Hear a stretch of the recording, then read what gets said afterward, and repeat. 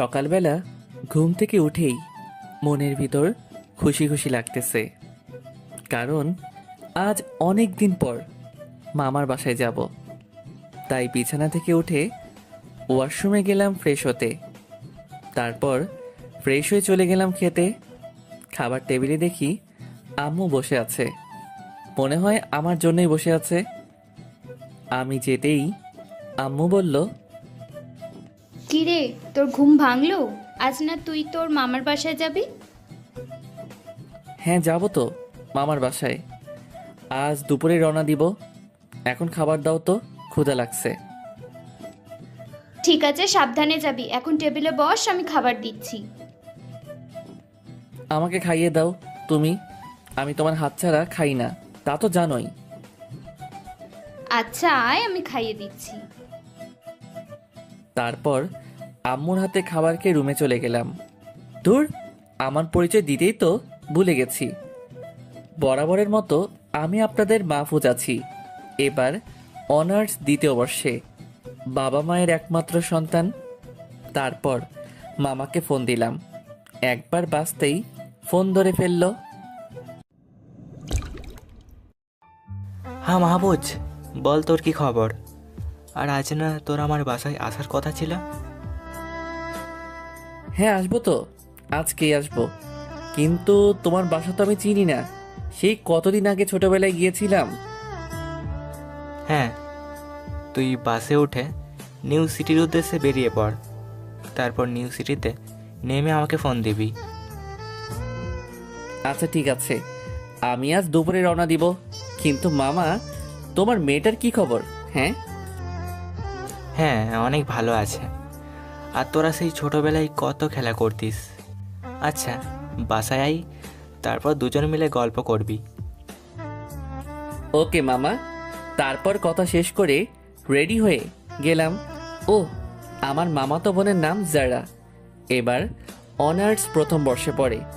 সেই ছোটবেলায় দেখছি ওকে, এখন যে কেমন চেহারা হয়েছে আল্লাহই জানে। মামার বাসায় গিয়ে দেখবো ওকে।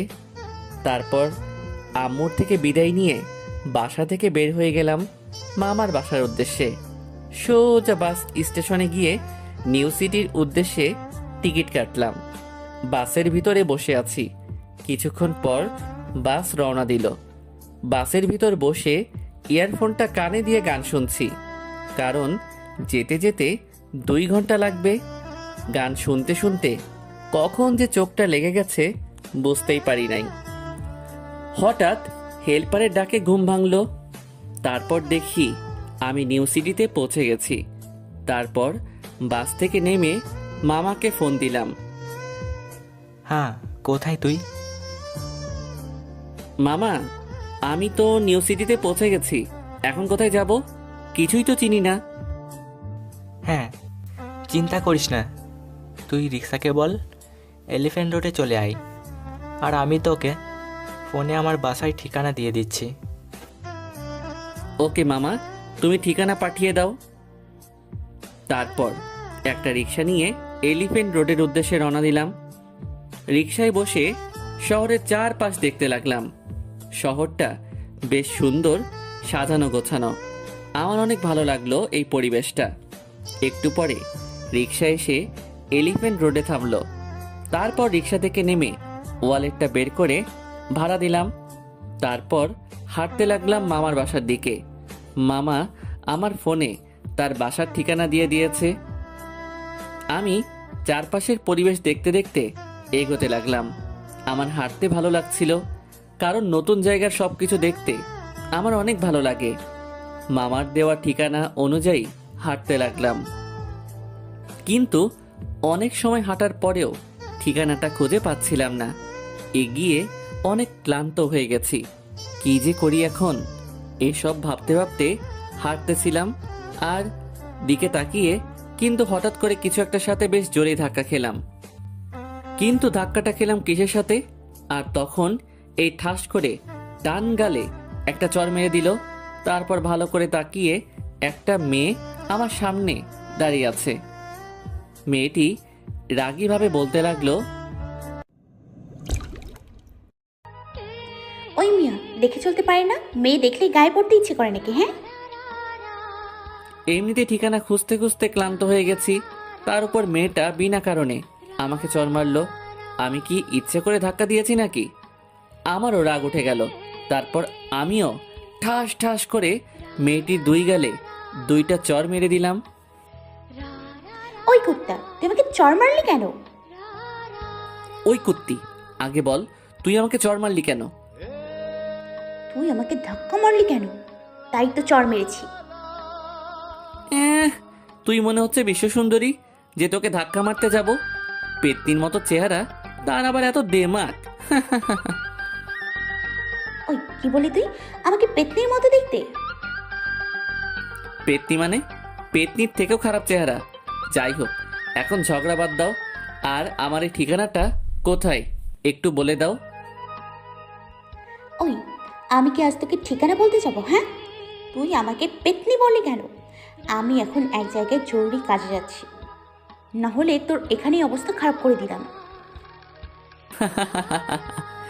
মেয়েটাকে হেব্বি রাগিয়ে দিয়েছি। তবে হ্যাঁ, মেয়েটি মোটেও পেত্নির মতো দেখতে নয়। মেয়েটি একটা বোরকার উপর সুন্দর করে হিজাব পরছে, মুখটা খোলা আর চোখে কাজল দেওয়া। মেয়েটির চোখে অসম্ভব রকমের মায়া আছে, যা যে কোনো ছেলেকেই আকর্ষণের জন্য যথেষ্ট। যাই হোক, আবার হাঁটতে শুরু করলাম। অনেক খোঁজার পর অবশেষে মামার দেওয়া ঠিকানায় এসে পৌঁছালাম, কিন্তু অনেকগুলো বাসার মধ্যে কোনটা যে মামার বাসা সেটা খুঁজে পাচ্ছিলাম না। তাই মামাকে ফোন দিলাম। একবারই ফোনটা ধরলো। মামা, তোমার ঠিকানায় আসছি, কিন্তু তোমার বাসাটা খুঁজে পাচ্ছি না। তুই 1 মিনিট দাঁড়া, আমি বের হচ্ছি। তারপর দাঁড়িয়ে ওয়েট করতে লাগলাম। একটু পর মামা একটা বাসা থেকে বের হয়ে আসলো। আমাকে দেখেই জড়িয়ে ধরলো। কত বড় হয়ে গেছিস তুই, অনেক দিন পর তোকে দেখলাম। আমাকে কি এইভাবে বাইরে দাঁড় করিয়ে রাখবে নাকি? ভিতরে নিবে না নাকি? ও হ্যাঁ হ্যাঁ, ভুলেই তো গেছিলাম যে তুই বাইরে দাঁড়িয়ে আছিস। চল ভিতরে চল। হ্যাঁ চলো। তারপর বাসার ভিতরে গেলাম।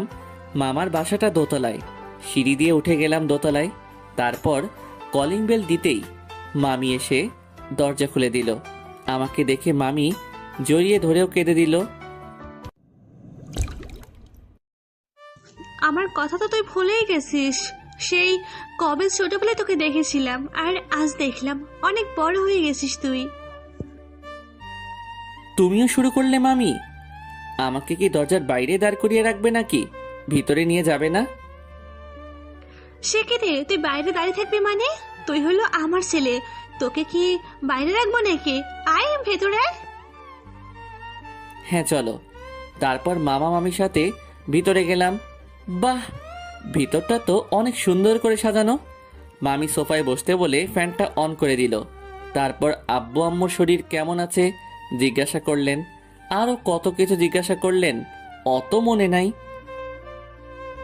মাহফুজ, যা ফ্রেশ হয়ে আয়, তোর খাবার দিচ্ছি আমি। আচ্ছা ঠিক আছে, কিন্তু তোমার মেয়েকে তো দেখছি না। কই তোমার মেয়ে? দেখবি কেমন করে, একটু আগে কলেজে গেছে, কি একটা কাজ আছে বললো, তবে একটু পরে চলে আসবে। তারপর মামি ওয়াশরুমটা দেখিয়ে দিল। আমিও ফ্রেশ হতে চলে গেলাম। ফ্রেশ হয়ে বাইরে এসে বাড়িটার চারপাশ ঘুরে ঘুরে দেখতে লাগলাম। মামার বাসায় 4টা রুম, সবগুলোই অনেক সুন্দর করে গোছানো। তবে একটা রুম সব থেকে বেশি সুন্দর করে গোছানো। আমি সেই রুমেই গেলাম।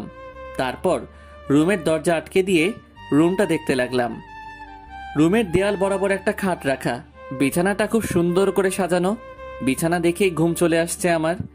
রুমের একপাশে একটা পড়ার টেবিল, তাতে অনেকগুলো বই সুন্দর করে সাজানো। এগুলো দেখে বেশ ভালোভাবেই নিশ্চিত হয়ে গেলাম যে এটা মামার মেয়ের রুম।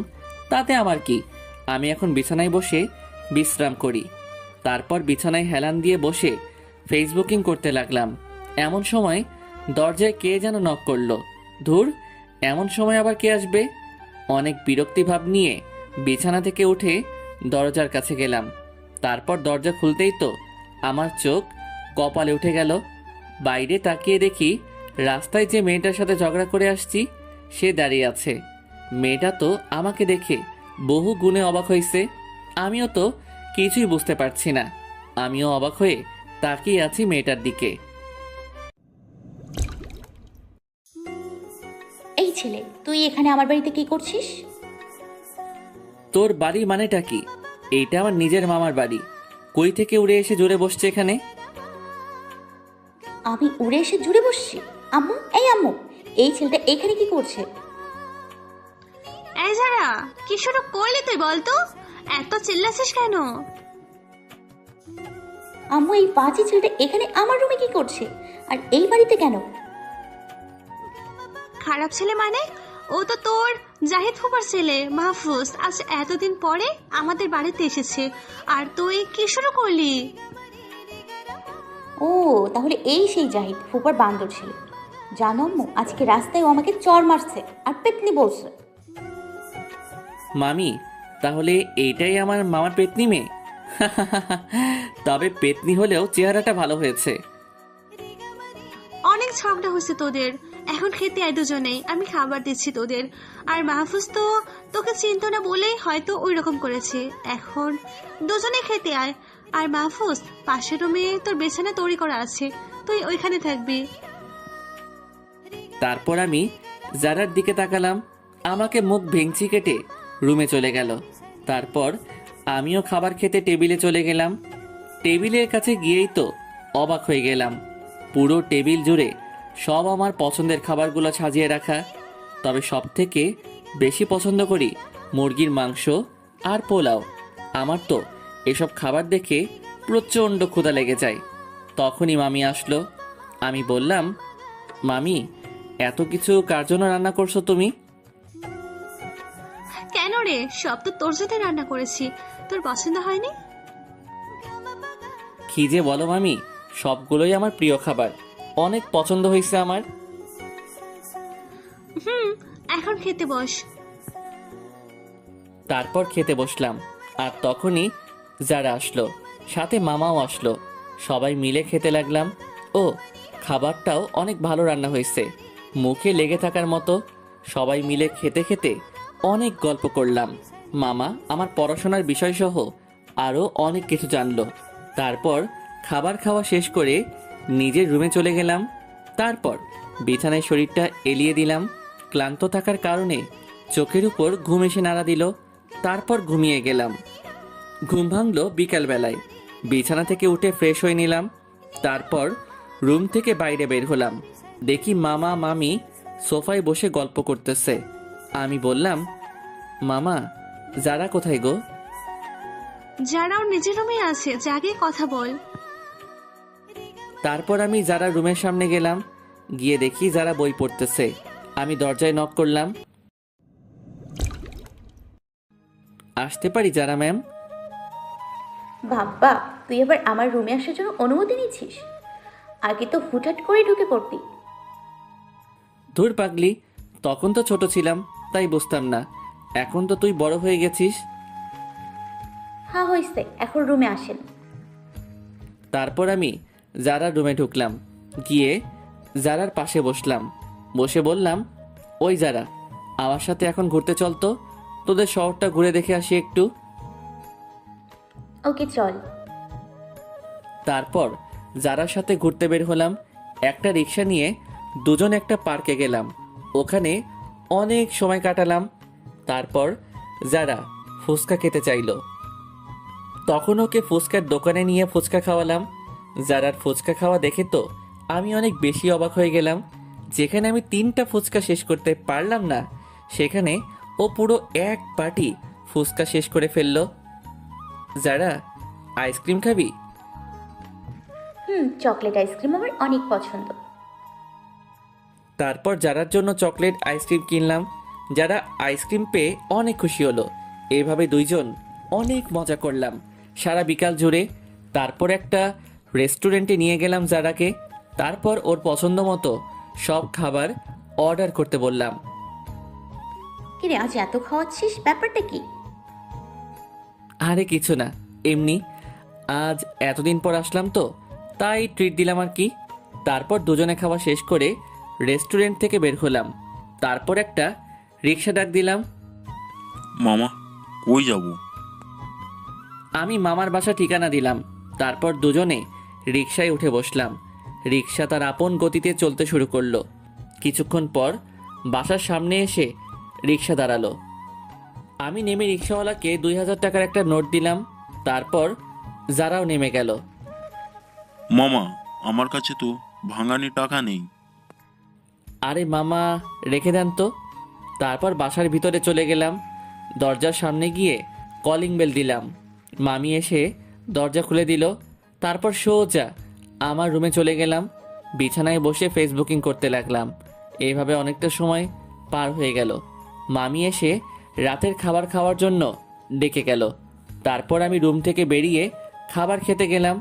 গিয়ে দেখি সবাই আমার জন্য অপেক্ষা করছে। তারপর সবাই মিলে খাওয়া শুরু করলাম। মামি বলল, কি রে, তোদের ঝগড়া মিটমাট হয়েছে? হ্যাঁ মামি, হইছে। ওদের তো সারাক্ষণ ঝগড়া লেগেই থাকে, সেই ছোটবেলা থেকে। খাওয়ার পর্ব শেষ করে রুমে চলে গেলাম। তারপর বিছানায় বসে মোবাইল টিপতেছি। এমন সময় যারা পেতনির আগমন।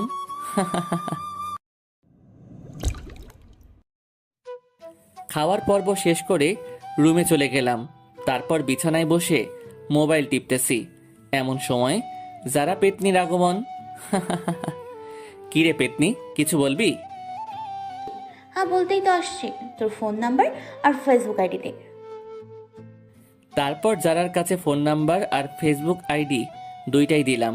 তখনই আমার ফোনটা বেজে উঠল। তাকিয়ে দেখি আননোন নাম্বার।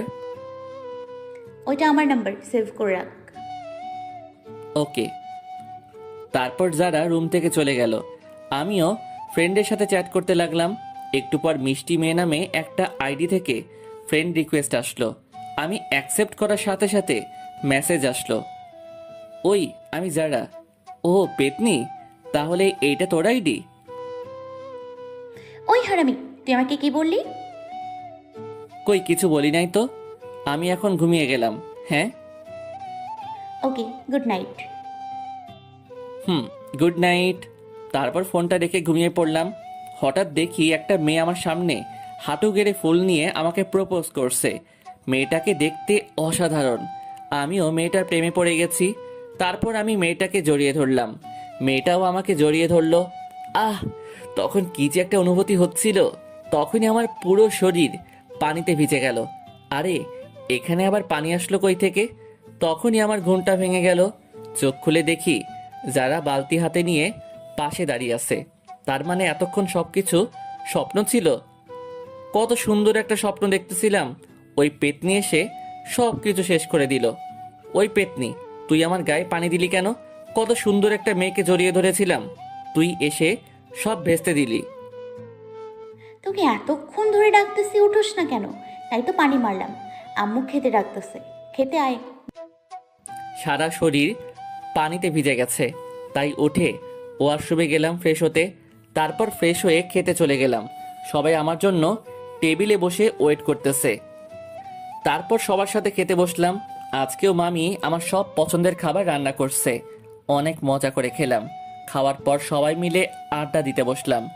গতকাল আসার পর থেকে সবার সাথে বসা হয়নি। সবাই আড্ডা দিতে লাগলাম। যারার খারাপ লাগছে বলল, তাই ও নিজের রুমে চলে গেল। তখন আমি মামা আর মামি কথা বলতে লাগলাম।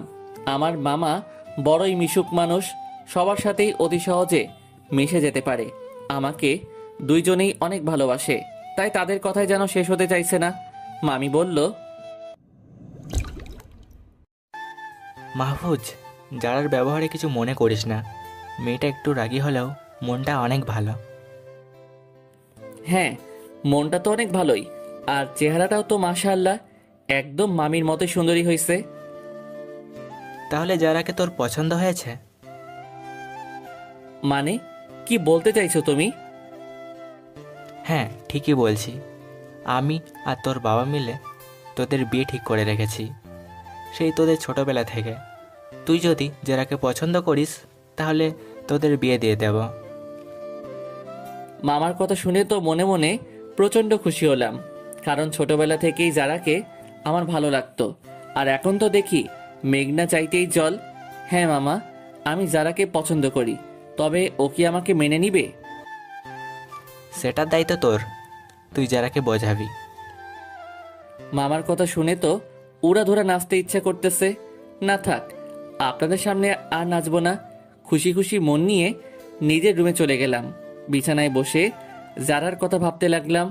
আহ, পেতনিটা রাজি থাকলে ওকে নিয়েই সারা জীবন কাটিয়ে দিব। কিন্তু ওকে এখনই বিয়ের কথা বলা যাবে না। যখন ওর মন ভালো থাকবে তখনই বলতে হবে। ওর কথা ভাবতে ভাবতেই দুপুর হয়ে গেল। তারপর উঠে ফ্রেশ হয়ে নিলাম। গোসলের পর পেটে প্রচণ্ড ক্ষুধা লাগছে, তাই মামির কাছে গেলাম। গিয়ে বললাম, মামি, আমার ক্ষুধা লাগছে, খাবার দাও। জাগে টেবিলে বস, আমি খাবার দিচ্ছি। মামা আর যারা কোথায়? তোর মামা অফিসে গেছে, আর যারা ওর রুমে আছে। যাক, ভালোই হয়েছে। যাই, পেতনিটারে একটু জ্বালিয়ে আসি। যেই ভাবা সেই কাজ। রুমের সামনে গিয়ে দেখি দরজা খোলাই আছে, কিন্তু রুমে কেউ নাই। কোথায় আছে দেখার জন্য রুমে ঢুকে গেলাম, কিন্তু রুমে ঢুকে দেখি কোথাও কেউ নাই। এটা কি হলো? পেতনিটা আবার গেল কই? তখনই পানি পড়ার শব্দ শুনতে পেলাম।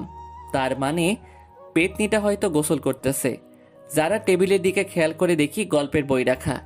আমি গল্পের বই পড়ি না, তাও কৌতূহল বশত বইটা পড়তে লাগলাম। গল্পের শুরুটা পড়ে বেশ ভালোই লাগলো, তাই বাকিটা পড়তে শুরু করলাম। এই হারামি, তুই এখানে কি করিস? হঠাৎ জারার কথায় চমকে উঠলাম। কখন যে ও এখানে আসছে বুঝতে পারি নাই। এবার জারার দিকে তাকিয়েই তো পুরো টাসকি খেয়ে গেলাম। যারা একটা তোয়ালে দিয়ে শরীর ঢেকে রাখছে, আর চুল বেয়ে ফোঁটা ফোঁটা পানি পড়ছে। তখন ওকে একটা পরীর মতো লাগছিল। ওর দিকে এক নাগারে তাকিয়ে আছি।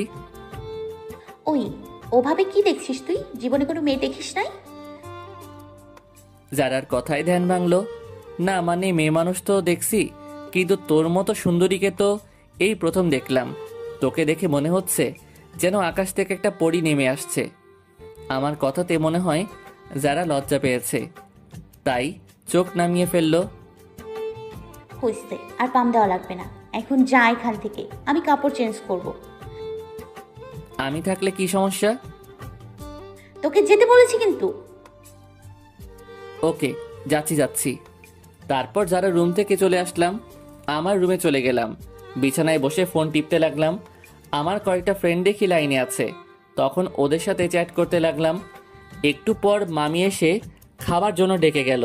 তারপর আমিও খেতে চলে গেলাম। টেবিলে গিয়ে দেখি মামাও অফিস থেকে চলে আসছে, সাথে মামি আর যারা বসে আছে। তারপর আমিও খেতে বসলাম।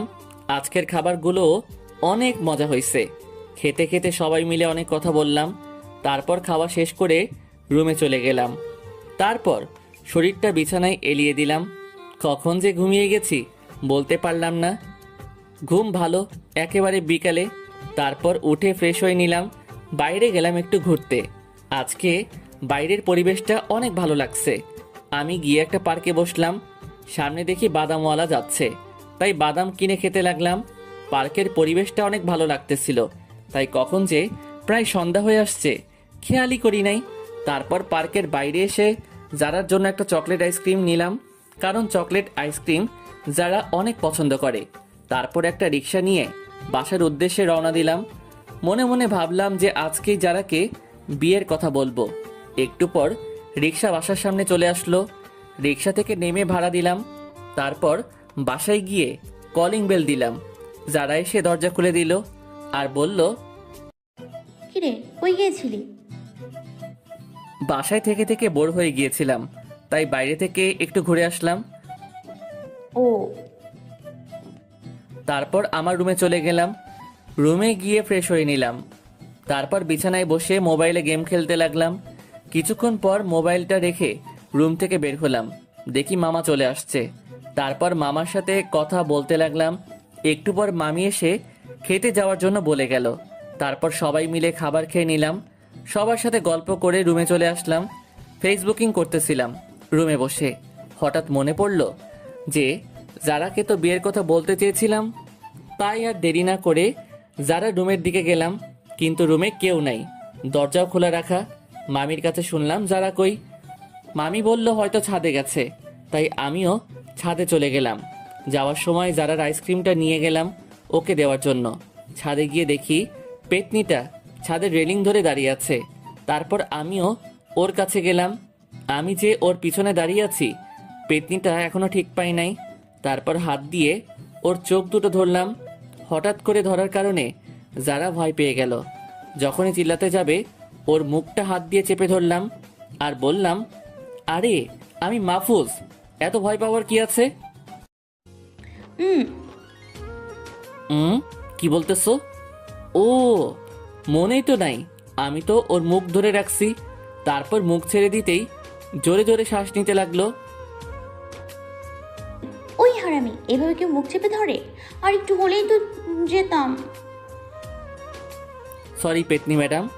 তারপর প্যান্টের পেছন থেকে আইসক্রিমটা বের করে ওকে দিলাম। এই নিন, এইটা আপনার জন্য। ধন্যবাদ আমার পছন্দের আইসক্রিম দেওয়ার জন্য। তারপর যারা আইসক্রিম খেতে লাগলো। ওর খাওয়া দেখে তো আমারও অনেক লোভ হতে লাগলো। তারপর মনে পড়লো বিয়ের কথা। হ্যাঁ, এখনই সঠিক সময় কথাটা বলার। যারা, তুই কি আমাকে বিয়ে করবি? আমার কথা শুনে যারা আমার দিকে অবাক হয়ে তাকালো। মানে বুঝলাম না, হঠাৎ এই কথা? মানে শোন যারা, আমার আর তোর আব্বু সেই ছোটবেলা থেকে আমাদের বিয়ে ঠিক করে রাখছে। গতকাল মামাও আমাকে বলল সেই কথা। আর আমিও তোকে ভালোবাসি, বিয়ে করতে চাই। তুই কি আমাকে ভালোবাসিস? বিয়ে করবি আমাকে? কিছুক্ষণ চুপ করে থেকে কি যেন ভাবলো, তারপর বলল, আমিও তোকে ভালোবাসি আর বিয়েও করব, কিন্তু আমার লেখাপড়া এখনো শেষ হয়নি। আমি আমার স্টাডি শেষ করে বিয়ে করতে যাচ্ছি, কিন্তু বিয়ে হয়ে গেলে কি আর স্টাডি করতে পারবো? তখন আমার মনের ভিতর এত খুশি লাগতেছিল যে ভাষায় প্রকাশ করার মতো নয়। আচ্ছা যারা, তোর পড়ালেখা নিয়ে চিন্তা করতে হবে না। দুজন বিয়ের পর দুজন একসাথে স্টাডি করব বলেই ছাদ থেকে চলে আসলাম। তারপর সোজা মামা মামির রুমে চলে গেলাম। দেখি দুজন গল্প করতেছে। আমি বললাম, মামা আসতে পারি? হ্যাঁ, চলে আয়। মামা, যারা রাজি আছে বিয়ে করতে। হ্যাঁ, তাহলে তো খুব ভালো কথা। আগামী সপ্তাহেই তোদের বিয়ে দেব। তোর বাবার সাথে আমি কথা বলে নেব। তাহলে মামা আমি কালই বাসায় চলে যাব, কারণ সব কিছু আয়োজন করতে হবে বিয়ের জন্য। আমি এখন রুমে গেলাম বলেই মামার রুম থেকে আমার রুমে চলে আসলাম। মনের ভিতর অনেক ভালো লাগতেছে, কারণ যারা কিছুদিন পর আমার বউ হবে। এসব ভাবতে ভাবতেই ঘুমিয়ে পড়লাম। পরদিন সকালে উঠে ফ্রেশ হয়ে নিলাম। তারপর সকালে নাস্তা করে সবার থেকে বিদায় নিয়ে বাসার উদ্দেশ্যে বেরিয়ে পড়লাম। কিছুক্ষণ পর বাসায় পৌঁছে গেলাম। তারপর বাসায় চলে গেলাম। দরজার সামনে গিয়ে কলিং বেল বাজালাম। কলিং বেল বাজানোর একটু পরেই আম্মু এসে দরজা খুলে দিল। আমাকে দেখেই তো আম্মু অবাক হয়ে গেল আর বলল, কি রে, 2 দিন আগে গেলি আর আজই চলে আসলি? আসার আগে একবারও তো জানাতে পারতিস। হ্যাঁ, হঠাৎ করে চলে আসলাম, কারণ বিয়ের প্রস্তুতি নিতে হবে না। বিয়ের প্রস্তুতি মানে? আরে আম্মু, যারা আমার সাথে বিয়ে করতে রাজি হয়ে গেছে, তাই তো চলে আসলাম আজকে। সব কিছুর আয়োজন করতে হবে না? তা তো করতেই হবে, আমার একমাত্র ছেলের বিয়ে বলে কথা। আজ থেকে শুরু করে দিব বলে আমার রুমে চলে আসলাম। তারপর ফ্রেশ হয়ে খেয়ে নিলাম। বিছানায় বসে গেম খেলতেছিলাম। ক্লান্ত হয়ে গেছি মামার বাসা থেকে এসে, তাই শুয়ে পড়লাম বিশ্রাম নেওয়ার জন্য। কখন যে চোখ দুটো লেগে গেছে বুঝতে পারিনি। দুপুরে আম্মুর ডাকে ঘুম ভাঙলো। তারপর উঠে গোসলটা সেরে নিলাম। এখন মনের ভিতর ফুরফুরা লাগছে, কিন্তু গোসলের পর তো প্রচণ্ড ক্ষুধা লাগছে, তাই খেতে চলে গেলাম। আম্মু আগে থেকেই টেবিলে খাবারগুলো সাজিয়ে রাখছে, তাই দেরি না করে খেতে বসে গেলাম। তখনই কলিং বেলটা বেজে উঠল। আম্মু গিয়ে দরজাটা খুলে দিল। দেখি আব্বু অফিস থেকে চলে আসছে। তারপর আব্বুও ফ্রেশ হয়ে খেতে আসলো। সবাই একসাথে বসে খাবার খেয়ে নিলাম। খাওয়া শেষ করে সবাই গল্প করতে বসলাম। আব্বু বলল, কিরে, মাহফুজ মামার বাসায় গিয়ে তো আমাদেরকে ভুলেই গিয়েছিলে, একটা ফোনও তো করলি না। আসলে আব্বু মামার বাসায় আদর যত্নে কম ছিল না, তো তাই আর কি। তো কেমন কাটলো মামার বাসায়? হ্যাঁ আব্বু, অনেক ভালো লেগেছে মামার বাসায় থেকে। আর হ্যাঁ, একটা কথা বলা হয়নি, যারা তো আমার সাথে বিয়ে করতে রাজি হয়ে গেছে। সেটা তো মামা আমাকে ফোন করে জানিয়ে দিয়েছে। প্রস্তুতি নিয়ে নে, কারণ আগামী সপ্তাহে তোদের বিয়ে। হ্যাঁ আব্বু, আজ থেকে শুরু করে দিব আমার বিয়ে বলে কথা। তারপর আব্বু আম্মুর সাথে আরও সময় কথা বলে রুমে চলে আসলাম। বিছানায় বসে ফেসবুকিং করতে লাগলাম। দেখি যারা লাইনে আছে, তাই ওকে মেসেজ দিলাম। হ্যালো বন্ধুরা, যদি আপনারা আমাদের চ্যানেলে নতুন হয়ে থাকেন, ভিডিওর নিচে থাকা সাবস্ক্রাইব অপশানটায় ক্লিক করে আমাদের চ্যানেলটিকে সাবস্ক্রাইব করে পাশে থাকা বেল আইকনটা অল করে দেবেন পরবর্তী পর্বগুলো দেখার জন্য। ধন্যবাদ। তারপর আব্বু আম্মুর সাথে আরও সময় কথা বলে রুমে চলে আসলাম। বিছানায় বসে ফেসবুকিং করতে লাগলাম। দেখি যারা লাইনে আছে, তাই ওকে মেসেজ দিলাম। কিরে পেতনি, কি করিস? এই হারামি, একদম খেয়ে ফেলবো যদি আর একবার পেতনি বলিস। পেতনিকে পেতনি ছাড়া কি বলবো? হারামজাদা, তোকে তো আমি। থাক, হইছে হইছে, ভয় লাগতেছে আমার। আর রাগ করিস না। তো কেমন আছিস তুই? হ্যাঁ ভালো আছি, তোর কি খবর? হ্যাঁ, আমিও অনেক ভালো আছি। তারপর যারার সাথে আর কিছুক্ষণ কথা বলে ফোনটা রেখে দিলাম। এইভাবে দুপুর গড়িয়ে বিকাল হয়ে গেল। আমি আবার প্রতিদিন বিকালে বন্ধুদের সাথে আড্ডা দেই, না হলে শরীরটা কেমন যেন করে। তাই তাহসিনকে ফোন দিলাম। তাহসিন, তুই কই রে? এই তো আমাদের আড্ডা দেওয়ার জায়গায় বসে আছি। আচ্ছা থাক, আমি আসতেছি।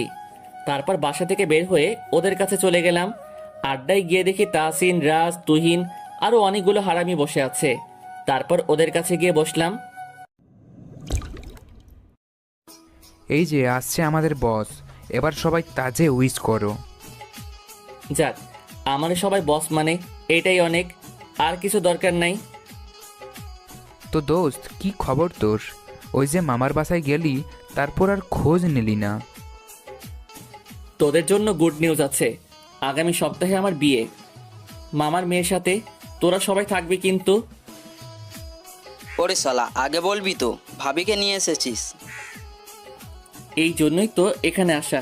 তোরা কিন্তু অবশ্যই আসবি। সেটা আর বলতে। আচ্ছা তোরা থাক, আমার এখন বাসায় যেতে হবে, কারণ বিয়ের কার্ডের অর্ডার দিতে হবে বলে ওদের থেকে বিদায় নিয়ে বাসায় চলে আসলাম। বাসায় এসে কলিং বেল চাপতেই আম্মু এসে দরজা খুলে দিল। তারপর নিজের রুমে চলে গেলাম। রুমে গিয়ে ফ্রেশ হয়ে নিলাম। তারপর বিছানায় বসে কলেজের পড়াগুলো দেখতে লাগলাম। পড়া শেষ করে রাতের খাবার খেয়ে ঘুমিয়ে গেলাম। পরদিন সকালে ঘুম থেকে উঠে নাস্তাটা করে নিলাম। তারপর কলেজের উদ্দেশ্যে বেরিয়ে পড়লাম। কলেজ মাঠে তাহসিনরা বসে আছে, তাই আমিও গিয়ে ওদের সাথে বসলাম। আড্ডা দিয়ে সবাই ক্লাসে চলে গেলাম। তারপর 2টা ক্লাস করে প্রিন্সিপাল স্যারের রুমে গেলাম। গিয়ে বললাম, স্যার আসতে পারি? হ্যাঁ মাহফুজ, যে ভিতরে এসো। স্যার আমার 2 সপ্তাহের ছুটি লাগবে, কারণ আগামী সপ্তাহে আমার বিয়ে। কংগ্রাচুলেশন, দোয়া করি তোমরা সুখে থাকো। আচ্ছা, ছুটি দিয়ে দিলাম। ধন্যবাদ স্যার, আপনি কিন্তু অবশ্যই আপনার পরিবার নিয়ে আমার বিয়েতে আসবেন। হ্যাঁ ঠিক আছে, আসবো। তারপর স্যারের থেকে বিদায় নিয়ে বাসায় চলে আসলাম। বাসায় এসে খেয়ে নিলাম। তারপর রুমে গিয়ে বিছানায় শুয়ে একটু রেস্ট নিলাম, কারণ বিকালে বিয়ের কার্ডের অর্ডার দিয়ে আসতে হবে, সাথে আরও অনেক কাজ আছে। বিকেল বেলায় উঠে ফ্রেশ হয়ে নিচে গেলাম। তারপর আব্বুর থেকে টাকা নিয়ে তাহসিনকে ফোন দিলাম। তাসিন, তুই কোথায় আছিস? বাসায় আছি, কেন কোনো দরকার? বাসা থেকে বের হয়ে মেইন রোডে এসে দাঁড়া, মার্কেটে যেতে হবে। ওকে। তারপর বাসা থেকে বের হয়ে একটা রিক্সা নিলাম। তারপর মেইন রোড থেকে তাসিনকে রিক্সায় উঠিয়ে নিলাম। এখন কাঠ ছাপানোর দোকানে যাওয়ার পালা। রিক্সাকে বললাম, মামা নিউ মার্কেট চলেন। কিছুক্ষণ পর আমরা নিউ মার্কেট এসে পৌঁছালাম। রিক্সা থেকে নেমে ভাড়া দিলাম। তারপর কাঠ ছাপানোর দোকানে গেলাম। দোকানে গিয়ে 2000 কার্ডের অর্ডার দিয়ে আসলাম, সব আমার পছন্দের ডিজাইনে। তারপর বিয়ের আরও অনেক কেনাকাটা করে বাসায় চলে আসলাম। বাসায় এসে শপিংগুলো রেখে রুমে চলে গেলাম। প্রচুর ঘাম বের হচ্ছে শরীর থেকে, তাই গোসলটা সেরে নিলাম। রাতের খাবার সবাই একসাথে খেয়ে নিলাম। তারপর আব্বু আম্মুর সাথে কথা বলে বিয়ের আয়োজন আমাদের বাসায় করব, তাই সিদ্ধান্ত নিলাম। মামাকেও জানানো হলো। তারপর মামাও আমাদের সাথে একমত হলো। শুরু হয়ে গেল আমার অপেক্ষার প্রহর। বিয়ের আর মাত্র 3 দিন আছে। এদিকে সব কাজ কমপ্লিট করে ফেলছি। সবার বাড়ি বাড়ি গিয়ে বিয়ের কার্ড নিজ হাতে দিয়ে আসছি। মনের মধ্যে যেন তোলপাড় শুরু হয়ে গেছে বিয়ের জন্য। যাই হোক, এত তোলপাড় হলে হাট বেরিয়ে আসবে। শেষে দেখা গেল আপনাদেরকে গল্প শোনাতে পারলাম না। দেখতে দেখতে আরও 2টা দিন কেটে গেল। আগামীকাল শুক্রবার নামাজের পর আমার বিয়ে। পুরো বাড়ি সাজানো হচ্ছে। আমার যে কি আনন্দ হচ্ছে আর কি বলবো। আজকের দিনটাও ফুরফুরা আমেজে কেটে গেল। রাতে খেয়ে দিয়ে সকাল সকাল শুয়ে পড়লাম, কারণ আগামীকাল অনেক ধকল যাবে। পরদিন সকাল থেকে আমাদের বাড়ি ভর্তি লোকজন এসে ভরে গেছে। আমার সব হারামি দোস্তগুলোও চলে এসেছে। তাসিন, রাজ, তুহিন আর বাকি সব মিলে আমাকে সাজিয়ে দিল। সকাল থেকে এসব করতে করতে নামাজের সময় হয়ে গেছে।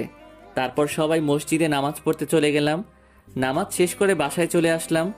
ইতিমধ্যেই যারা, মামা আর মামি চলে এসেছে। আমার আর যারাকে পাশাপাশি বসানো হলো। তারপর কাজী সাহেব আমাদের বিয়ে পড়ালেন। জাঁকজমকভাবে আমাদের বিয়েটা হয়ে গেল। তারপর সব অতিথিদের সাথে কথা বলতে থাকলাম। এভাবে রাত 10টা বেজে গেল। তারপর সবাই মিলে আমাকে বাসর ঘরে পাঠিয়ে দিল। বাসর ঘরের সামনে এসে দাঁড়ালাম, কিন্তু এ কি, বাসর ঘরে ঢুকতেই তো লজ্জা করতেছে। এমনিতে তো যারা সাথে ঝগড়া করি তখন তো লজ্জা করে না। তারপর 1 কেজি সাহস নিয়ে বাসর ঘরে ঢুকলাম। রুমের দরজা আটকে দিয়ে পিছনে তাকিয়ে দেখি যারা বিছানায় বসে আছে, মাথায় 1 হাত লম্বা একটা ঘোমটা দেওয়া। তারপর আস্তে আস্তে বিছানার পাশে যেতেই যারা খাট থেকে নেমে এসে পায়ে সালাম করলো। আমিও যারার মাথায় হাত দিয়ে বললাম, বেঁচে থাকো মা, স্বামী সংসার নিয়ে সুখে থাকো। এ কথা বলতেই যারা আমাকে ধাক্কা দিয়ে বিছানায় ফেলে দিল। তারপর আমার বুকের উপর উঠে গেল, রাগী চোখে আমার দিকে তাকালো। আমি তো হঠাৎ এই দেখে ভয় পেয়ে গেলাম। তারপর আমার পাঞ্জাবির কলার ধরে, ওই তোকে বলেছিলাম না যে আমি আগে লেখাপড়া শেষ করব, তারপর বিয়ে করব, কিন্তু তুই আমাকে লেখাপড়া করতে দিলি না কেন? আরে আগে তো কলার ছাড়ো, তারপর বলছি। তারপর যারা আমার কলার ছেড়ে দিল। দেখ যারা, আমি তোকে বিয়ে করছি, কিন্তু এখনই লেখাপড়া বন্ধ করব না। দুজনে একসাথে লেখাপড়া করব। তারপর আমি চাকরি পেলে তারপর আমাকে আপন করে নিবি তুই। তার আগে আমি তোকে টাচ করব না। টাচ করবি না মানে? আমাকে প্রতিদিন আদর করতে হবে, ঘুরতে নিয়ে যেতে হবে, শাড়ি পরাতে হবে, পছন্দের সব কিছু কিনে দিতে হবে, নাহলে তোকে খেয়ে ফেলবো। সব কিছুই করতে রাজি আমি। তাহলে এখন আমাকে ছাদে নিয়ে চল, আমি তোর কোলে বসে রাতে চাঁদ দেখব। ওকে চল যাই। তারপর আমি ছাদে যেতে লাগলাম, কিন্তু এ কি, যারা দাঁড়িয়েই আছে। কি হলো, তুমি যাবে না? কেউ যদি আমাকে কোলে করে নিয়ে যায় তাহলে যেতে পারি। তারপর আর কি, যারাকে কোলে তুলে নিলাম। যারা আমার কোলে উঠে আমার বুকে মাথা রাখলো। তারপর ছাদে চলে গেলাম। ছাদে একটা সোফা রাখা, 2 জন গিয়ে সেটাতে বসলাম। তারপর যারা আমার কাঁধে মাথা রাখলো। তখন আমার খুব ভালো লাগছে। প্রিয় মানুষটার ছোঁয়া পেলে সবারই অনেক ভালো লাগে। 2 জন দুজনের হাত ধরে রাতের চাঁদ দেখতে লাগলাম। আজ চাঁদের আলোটাও অনেক বেশি। চাঁদের আলো এসে সোজা যারার মুখের উপর পড়ছে। তখন যারার মুখটা অনেক মায়াবী লাগছিল, মনে হচ্ছিল ওকে আপন করে নেই, কিন্তু না, সেটা এখন সম্ভব নয়। এইভাবে দুজন অনেক সময় ধরে চাঁদের দিকে তাকিয়ে থাকলাম। কিছুক্ষণ পর যারার আমার কোলে উঠে বুকে মাথা রাখলো। এভাবে আমাকে সারা জীবন তো হ্যাঁ, যতদিন বেঁচে থাকবো সব সময় ভালোবাসবো। কখনোই আমাকে ছেড়ে যাবি না তো? পাগল নাকি? যে কষ্ট করে তোকে পেয়েছি, ছাড়ি কেমনে? ধুর ফাজিল কোথাকার। আচ্ছা, অনেক রাত হয়ে গেছে, এখন রুমে চল। কেউ যদি আমাকে কোলে করে নিয়ে যায় তবে যেতে পারি। তারপর যারাকে কোলে তুলে নিলাম, ঠিক যেন একটা আটার বস্তা কোলে নিলাম। যা বুঝলাম তাতে এভাবে সারা জীবন কোলে করে রাখতে হবে। তারপর যারাকে নিয়ে সিঁড়ি বেয়ে নামতে লাগলাম। যারার পিচ্ছি মুখটার দিকে তাকিয়ে থাকলাম, অনেক সুন্দর লাগতেছে।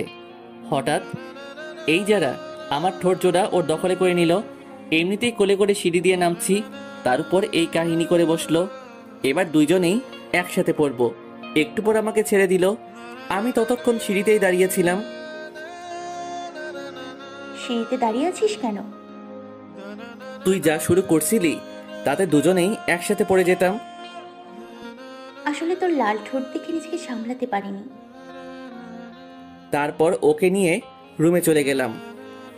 আমার কোলেই ছিল, তাই বিছানায় নামিয়ে দিলাম। আচ্ছা, এখন তো আমরা স্বামী স্ত্রী, তাহলে তুমি করেই তো বলা যায়। না, আমি তোকে তুই করেই বলবো। অন্তত আব্বু আম্মুর সামনে তুমি করেই বলিস। ওকে, ঠিক আছে। তারপর দুজনে শুয়ে পড়লাম। খুনসুটি করতে করতে কখন যে ঘুমিয়ে পড়লাম মনে নাই। সকালে ঘুম ভাঙতেই বুকের উপর ভারী কিছু অনুভব করলাম। ভালো করে চোখ খুলতে দেখি পাগলিটা আমার বুকের উপর শুয়ে আছে। পাগলিটার মুখের দিকে তাকিয়ে দেখি একদম পিচ্চি বাচ্চাদের মতো ঘুমিয়ে আছে। তাই ওর ঘুমটা ভাঙালাম না। কি নিষ্পাপ একটা মেয়ে, ঘুমিয়ে থাকলে আর জেগে থাকলে যেন দজ্জাল। যারার মুখের দিকে তাকিয়ে এসব ভাবতেছিলাম। হঠাৎ যারা ঘুম থেকে উঠে গেল, আমি তখনও ওর দিকে তাকিয়েছিলাম। ওই এভাবে তাকিয়ে কি দেখিস? তোর মায়াবী মুখটা দেখি। অনেক দেখা হয়েছে, এখন স্যার আমাকে ওয়াশরুমে যাব। আমি কি ধরে রাখছি নাকি তোকে? তুই তো নিজেই আমার উপরে শুয়ে আছিস। তারপর আমিও বিছানা থেকে উঠে জানালার সামনে গিয়ে দাঁড়ালাম। সকালের মিষ্টি রোদ উঠেছে বাইরে, বাইরের পরিবেশটাও অনেক ভালো লাগছে। একটু পর যারা ওয়াশরুম থেকে বের হলো, তারপর আমি গেলাম। ফ্রেশ হয়ে বাইরে আসলাম, দেখি যারা টাওয়েল নিয়ে দাঁড়িয়ে আছে। তারপর আমাকে টাওয়েলটা দিল। হাত মুখ মুছে দুজনে মিলে নিচে গেলাম। নিচে গিয়ে দেখি আত্মীয়রা সবাই বসে গল্প করতেছে। আমাদেরকে দেখে সবাই অনেক খুশি হলো। আম্মু বলল, তোদের দুজনকে তো অনেক সুন্দর লাগছে। কি বলো মাহফুজের আব্বু? হ্যাঁ, একদম ঠিক বলেছ, খুব সুন্দর মানিয়েছে। এ কথা বলতেই দেখি যারা লজ্জায় লাল হয়ে গেল। তারপর আত্মীয়দের সাথে বসে সবাই মিলে গল্প করতে লাগলাম। সবাই আমাদের জন্য অনেক দোয়া করলেন। একটু পর আমাদের খেতে যাওয়ার জন্য আম্মু বলে গেল। তারপর সবাই মিলে খেতে চলে গেলাম। টেবিলে বসে খাবার খাচ্ছি, তখন দেখি আম্মু যারাকে নিজ হাতে খাইয়ে দিচ্ছে। তখন খুব হিংসা হতে লাগলো। এখন ছেলের বউ পেয়ে নিজের ছেলেকেই ভুলে গেছে। ঠিক আছে, আমারও সময় আসবে। আমার এমন অবস্থা দেখে আম্মু বলল, কি রে, তোর মনে হিংসা হচ্ছে? থাক, আর হিংসা করতে হবে না। কাছে এসে বস, তোকেও খাইয়ে দিচ্ছি। খাওয়ার পর্ব শেষ করে সবাই আমাদেরকে নিয়ে গল্প করতে বসলো।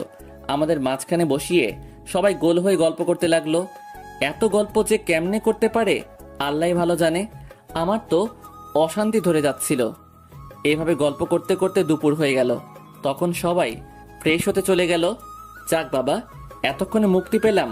যারার দিকে তাকিয়ে দেখি যারাও বিরক্ত হয়ে গেছে। তারপর যারার হাত ধরে ওখান থেকে উপরে চলে আসলাম। রুমে গিয়েই যারা দরজা আটকে দিল। তারপর আস্তে আস্তে আমার দিকে এগোতে লাগলো। যারার মতিগতি ভালো বুঝলাম না, তাই আমিও পিছনের দিকে যেতে লাগলাম। হঠাৎ করে যারা আমাকে খাটের উপর ফেলে দিল। তারপর আমার বুকের উপর উঠে গেল। কি হচ্ছে কিছুই তো বুঝতে পারতেছি না। এই যারা কি করতেছো?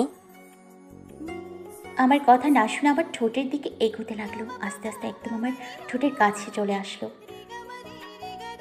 আমার মুখ দিয়ে তো কোনো কথাই বের হচ্ছে না। হঠাৎ যারা দুই ঠোঁট এক করে দিল। আমি তো যারার এইরকম ব্যবহারে একদম অবাক হয়ে গেছি। আমাকে বললেই হতো যে আদর লাগবে। যারা এমনভাবে ঠোঁট জোড়া চুষতেছে যেন কতদিনের না খাওয়া মানুষ। হঠাৎ করে ঠোঁটে একটা কামড় মেরে দিল।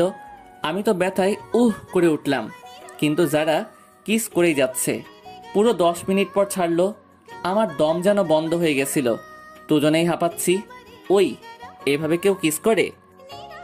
সরি, আসলে তোর ঠোঁট দুটো এত নরম যে ছাড়তে ইচ্ছে করছিল না। তাই বলে কামড় মারতে হবে? মানে আসলে ধুর, আমি গোসলে গেলাম। তারপর গোসল করতে ওয়াশরুমে চলে গেলাম। মনের মতো করে শাওয়ার নিলাম। আমার পর যারা গোসল করবে, তাই তাড়াতাড়ি বের হয়ে গেলাম। ওয়াশরুমে থেকে বেরিয়ে দেখি যারা টাওয়েল হাতে করে দাঁড়িয়ে আছে। তারপর টাওয়েল নিয়ে শরীরটা মুছতে লাগলাম। আর যারা ফ্রেশ হতে গেল। তারপর যারা গোসল করে বের হয়ে আসলে দুজনে নিচে চলে গেলাম দুপুরের খাবার খেতে। নিচে গিয়ে দেখি সবাই আমাদের জন্য বসে ওয়েট করছে। তারপর দুজন তাদের সাথে বসলাম খাবার খেতে। অনেক গল্প আর মজার ভিতর দিয়ে খাওয়ার পর্ব শেষ হলো। খাওয়া শেষ হতেই আব্বু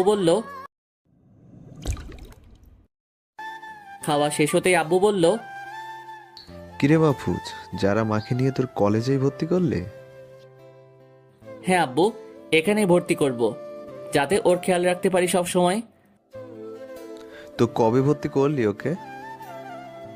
আগামীকালই ভর্তি করব যারাকে। আচ্ছা ঠিক আছে। তারপর সবার সাথে আর কিছুক্ষণ গল্প করে আমার রুমে চলে আসলাম। বিছানায় শরীরটা এলিয়ে দিলাম। অনেক ঘুম পাচ্ছে এখন। চোখটা বন্ধ করতেই যারা আমার বুকের উপর এসে শুয়ে পড়ল। ওই পাগলি, সারা জীবন কি এইভাবেই আমার বুকটাকে বালিশ বানাবে নাকি? হ্যাঁ, ওই জন্যই তো বিয়ের সময় কবু বলেছিলাম, যাতে সারা জীবনের জন্য বুকটাতে মাথা রাখতে পারি। এই বলে আমাকে শক্ত করে জড়িয়ে ধরলো। আমিও যারাকে জড়িয়ে ধরলাম। মেয়েটা আসলে অনেক পাগলি, তবে রাগ থাকলেও মনটা অনেক ভালো আর খুব কিউট। এইভাবেই যারাকে নিয়ে ভাবতে ভাবতে ঘুমিয়ে গেলাম। বিকেলে যারার ডাকে ঘুম ভাঙলো। এই আর কত ঘুমাবি? বিকাল হয়ে গেছে, উঠে পড়। এখন যা তো এখান থেকে, আমাকে ঘুমাতে দে। একটু শান্তি মতো কি ঘুমাতেও পারবো না? কিছুক্ষণ পর মনে হলো দম আটকে মরে যাব। হাত পা ছোটাতে লাগলাম। তখন যারা ছেড়ে দিল। ওই, তুই আমার বউ নাকি অন্য কিছু? অল্প বয়সে বিধবা হওয়ার শখ হয়েছে নাকি? এভাবে কেউ নাক মুখ চেপে ধরে? মরে গেলে কিস করে বাঁচিয়ে নিতাম। ধরে মরে যেতাম। সরে যা, আমি ওয়াশরুমে যাব। তারপর ফ্রেশ হতে চলে গেলাম। যারা আমার রাগ দেখে মিটমিট করে হাসতে লাগলো। তখন যে ওর উপর কী রাগ হচ্ছিল তা আর কি বলবো। তারপর ফ্রেশ হয়ে বাইরে আসলাম। এসে দেখি যারা অনেক সুন্দর করে সেজেছে। অনেক ভালো লাগছে ওকে। কিরে, কোথাও যাবি নাকি? আমার বরটার সাথে বাইরে একটু ঘুরতে যাব। কই যাবি? বরটা যেখানে নিয়ে যায় সেখানেই যাব। তারপর যারাকে নিয়ে বাইরে ঘুরতে বের হলাম। প্রথমে একটা পার্কে গিয়ে বসলাম দুজনে। ওখানের পরিবেশটা অনেক ভালো। অনেক সময় পার্কে কাটিয়ে দুজন পার্ক থেকে বের হলাম। তারপর একটা রেস্টুরেন্টে গিয়ে যারার সব পছন্দের খাবার খাওয়ালাম। ওই, আমাকে আইসক্রিম খাওয়াবে কে? ও তাই তো, আসল জিনিসটা কিনতেই তো ভুলে গেছি। তারপর যারার জন্য চকলেট আইসক্রিম কিনে দিলাম। তখন সন্ধ্যা হয়ে গেছে। আমি আর যারা দুজনের হাত ধরে হাঁটছি। যারা ওর মাথাটা আমার কাঁধের পর দিয়ে রাখছে। জানিস, আজ আমার অনেক দিনের ইচ্ছেটা পূরণ হলো। কি ইচ্ছা? এই যে প্রিয় মানুষের হাত ধরে রাতের বেলা রাস্তা দিয়ে হাঁটা। ও, তারপর আমরা হাঁটতে হাঁটতে বাসায় চলে গেলাম। বাসায় গিয়ে কলিং বেল দিতেই আম্মু এসে দরজা খুলে দিল। তারপর রুমে চলে গেলাম। দুজনে ফ্রেশ হয়ে রাতের খাবার খেয়ে ঘুমিয়ে গেলাম। পরদিন সকালে যারার ডাকে ঘুম ভাঙলো। ওই, ঘুম থেকে উঠ, আজ আমাকে কলেজে ভর্তি করাবি না? হ্যাঁ করব, তুই সব কাগজপত্র নিয়ে নে। তারপর উঠে ফ্রেশ হয়ে নিলাম। নিচে গিয়ে সকালে নাস্তাটা করে নিলাম। আব্বু বলল, মাহফুজ, আমি তোর প্রিন্সিপাল স্যারকে বলে দিয়েছি, তুই গিয়ে যারা আমাকে ভর্তি কর। ওকে আব্বু। তারপর যারাকে নিয়ে বেরিয়ে গেলাম কলেজের উদ্দেশ্যে। আজকে বাইকটা সাথে করে নিয়ে গেলাম। সারা রাস্তা জুড়ে যারা বক বক করছে। তারপর কলেজে পৌঁছেই সোজা প্রিন্সিপাল স্যারের রুমে চলে গেলাম। স্যার আসতে পারি? হ্যাঁ এসো মাহফুজ, তোমার আব্বু ফোন করে ভর্তির ব্যাপারে জানিয়ে দিয়েছে। যারা কাগজগুলো দাও। তারপর যারা কাগজগুলো জমা দিল। যারা মা, তুমি শুধু এখানে একটা সাইন করে দাও, তাতেই হবে। তারপর যারা সাইনটা করে দিল। সব কিছু শেষ হলে স্যারের রুম থেকে বের হলাম। কলেজ ক্যাম্পাসে আসতেই যারা তো অবাক, আর সাথে অনেক খুশিও, কারণ এত বড় কলেজ ক্যাম্পাস যারা কখনোই দেখে নাই। আর আমাদের ক্যাম্পাসটাও খুব সুন্দর করে সাজানো। যারা পুরো ক্যাম্পাসটা ঘুরে ঘুরে দেখতেছে, আর আমি ওর পিছু পিছু যাচ্ছি। যারা পুরো ক্যাম্পাসটা ঘুরে দেখলো।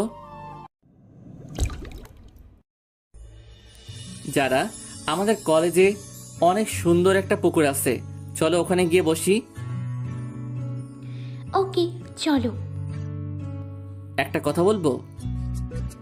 হ্যাঁ বলো। আমিও তোমাকে তুমি করে বলছি, আর তুমিও কিন্তু আমাকে তুমি করেই বলছো। সো এখন থেকে আমরা তুমি করেই বলি। আচ্ছা ঠিক আছে। তারপর দুজনে গিয়ে পুকুরের পাশে বসলাম। পুকুরে শাপলা ফুল ফুটেছে, যা দেখতে অসাধারণ লাগছে। আচ্ছা মাহফুজ, আমরা সারা জীবন ঠিক এভাবেই থাকবো তো?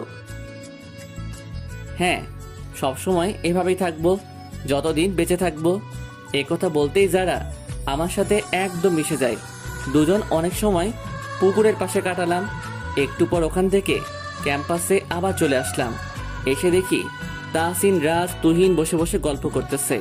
তারপর আমি আর যারা ওদের কাছে গিয়ে বসলাম।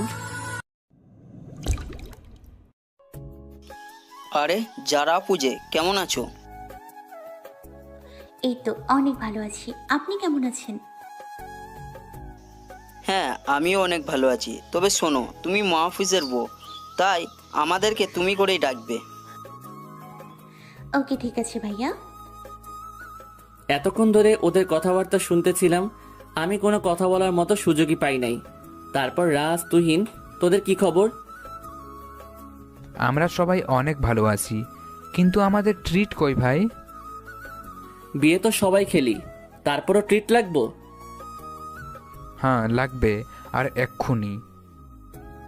ওকে, একটা রেস্টুরেন্টে চল, তোদেরকে ট্রিট দিব। তারপর সবাইকে নিয়ে একটা রেস্টুরেন্টে গেলাম। পাশাপাশি দুইটা টেবিলে সবাই মিলে বসলাম। তারপর সবাইকে বললাম খাবার অর্ডার করতে। তারপর ওরা ইচ্ছে মতো অর্ডার দিতে শুরু করলো। আমি তো অবাক হয়ে তাকিয়ে আছি ওদের দিকে। ওরা এমনভাবে অর্ডার করতেছে যেন সবগুলোই কত দিনের না খাওয়া। কিরে, এত খাবার তিনজনে মিলে খেতে পারবি তো? দেখতে থাক তুই। যারা তুমি কি খাবে? আমাদের জন্য দুটো ব্ল্যাক কফি বলো। ওকে ঠিক আছে। তারপর দুইটা ব্ল্যাক কফি দিতে বললাম আমার আর যারার জন্য। সব হারামিগুলো এমনভাবে খাচ্ছে যেন কোনোদিন কিছুই খাই নাই। যারা ওদের খাওয়া দেখে মিট মিট করে হাসতেছে। টেবিলে যত খাবার ছিল সবকিছু ওরা নিমিষেই সাবার করে দিল। আমি তো কি বলবো কিছু খুঁজে পাচ্ছি না। ওরা যে এতটা খাদক সেটা আমার জানা ছিল না। আমাদের সবার খাওয়া শেষ হলে বিল পে করতে গেলাম। তারপর বিলের কাগজ দেখে তো আমার মাথায় আকাশ ভেঙে পড়ল। পকেট তো পুরোটা ফাঁকা করার জোগাড়। তারপর বিলটা দিয়ে সবাই রেস্টুরেন্ট থেকে বের হয়ে গেলাম। তারপর সবাই মিলে আবার কলেজ ক্যাম্পাসে গেলাম। কিছুক্ষণ সবাই মিলে আড্ডা দিয়ে দুপুরে বাসায় চলে আসলাম। বাসার সামনে এসে কলিং বেল দিলাম। কিছুক্ষণ পর আম্মু এসে দরজা খুলে দিল। তারপর ভিতরে ঢুকলাম, দেখি মামা, মামি আর আব্বু মিলে গল্প করতেছে। মাহফুজ, তোরা দুজনে রুমে গিয়ে ফ্রেশ হয়ে আয়, সবাই একসাথে খাবো। আচ্ছা আব্বু। তারপরে আমি যারাকে নিয়ে রুমে চলে আসলাম। যারা ওয়াশরুমে গেল কাপড় চেঞ্জ করে আসতে। আমিও কাপড় চেঞ্জ করলাম। তারপর ফ্রেশ হয়ে খেতে চলে গেলাম। সবাই টেবিলে বসে আমাদের জন্যই ওয়েট করতেছে। তারপর সবাই মিলে খেয়ে নিলাম। খাওয়ার পর্ব শেষ করে রুমে চলে গেলাম। সকাল থেকে বেশ ধকল যাওয়ায় ক্লান্ত লাগছে এখন, তাই বিছানায় শরীরটা এলিয়ে দিলাম। ক্লান্তিতে কখন যে চোখটা লেগে গেছে বুঝতেই পারি নাই। বিকেলবেলায় যারার ডাকে ঘুমটা ভাঙলো, তারপর উঠে ফ্রেশ হয়ে নিলাম। প্রত্যেক দিন বিকেলবেলাতেও বাইরে থেকে ঘুরে আসি, তাই অভ্যাস হয়ে গেছে। যারাকে নিয়ে বাইরে ঘুরতে চলে গেলাম। বড় রাস্তা দিয়ে হাঁটার সময় হঠাৎ করেই যারা থেমে গেল। কি হলো, তুমি থেমে গেলে কেন? ওই যে দেখো ফুচকার দোকান, আমি ফুচকা খাবো। তারপর আর কি করার, মেয়েদের মন সব সময় ফুচকা খাই খাই। মেয়েদের চোখে কোনো কিছু না পড়লেও ফুচকা ঠিকই চোখে পড়ে যায়।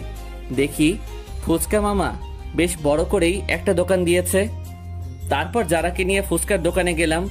যারা 2 প্লেট ফুচকা অর্ডার করলো। এই যারা, আমি ফুচকা খাই না। আজ না হয় আমার জন্যই খাও,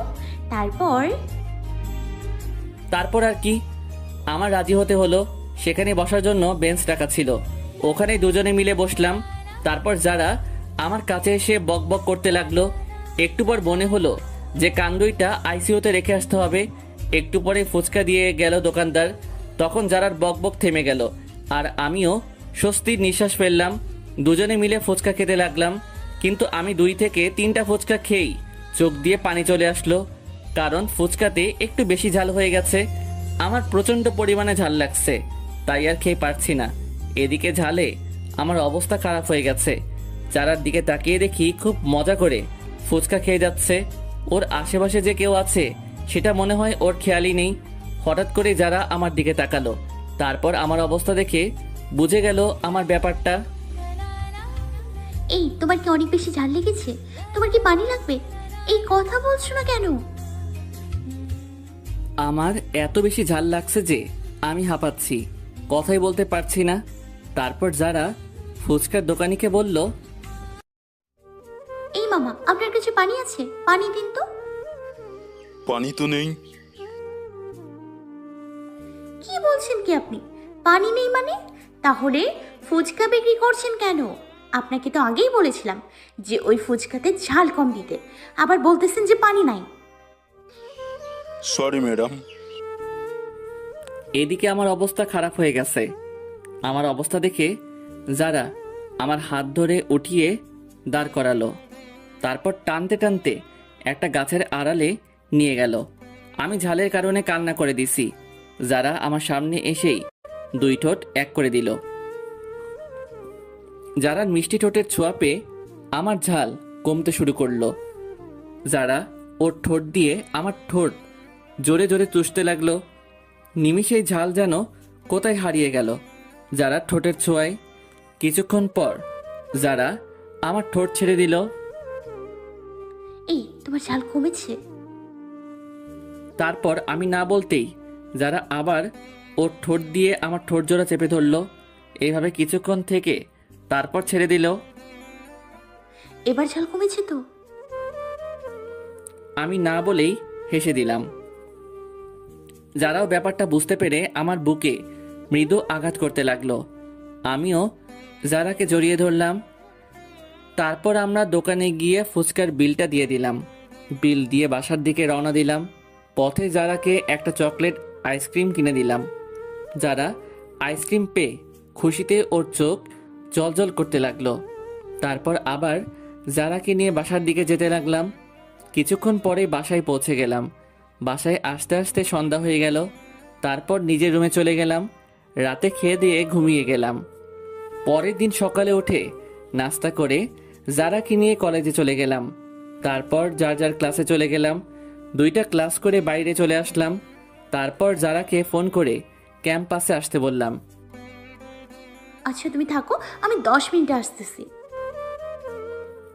ওকে, ঠিক আছে। তারপর ক্যাম্পাসে বসে থাকলাম। ঠিক সেই মুহূর্তে একটা মেয়ে এসে বলল, এক্সকিউজ মি, আমি কি এখানে বসতে পারি? তারপর মেয়েটার দিকে তাকালাম। ঠিক চিনতে পারলাম না, মনে হয় নতুন এসেছে। হ্যাঁ, বসুন এখানে। তারপর মেয়েটি আমার পাশে এসে বসলো।